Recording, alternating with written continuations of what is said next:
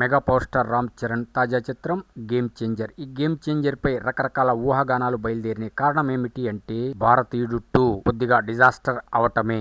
కారణం ఏమిటి అంటే శంకర్ డైరెక్షన్ లో వచ్చిన భారతీయుడు 1 అద్భుతమైన బ్లాక్ బస్టర్ విజయాన్ని సొంతం చేసుకుంది. అదే విధంగా ఉంటుంది అని ఊహించి వెళ్లిన వాళ్ళకి కొద్దిగా నిరాశ కలిగింది.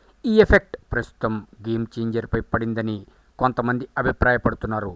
కానీ శంకర్ ఆ సినిమా ఒక జానర్లో ఉంటుంది, గేమ్ చేంజర్ ఒక జానర్లో ఉంటుంది. లీక్ అవుతున్న వీడియోలు కానీ ఫోటోలు కానీ చూస్తే మనకు అర్థమవుతుంది. పక్కా పల్లెటూరు నుంచి సిటీకి వెళ్ళే ఒక సినిమాగా మనకు అర్థమవుతుంది.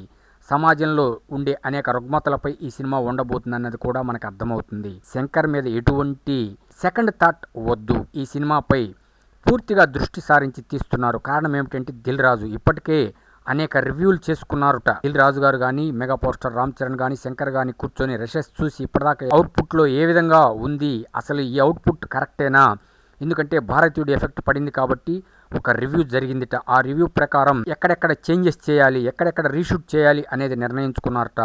అయితే అఫీషియల్గా ఎక్కడ ఈ వార్తలు అయితే బయటకు రాలేదు. ఈ విధంగా జరిగిపోతూ ఉంది.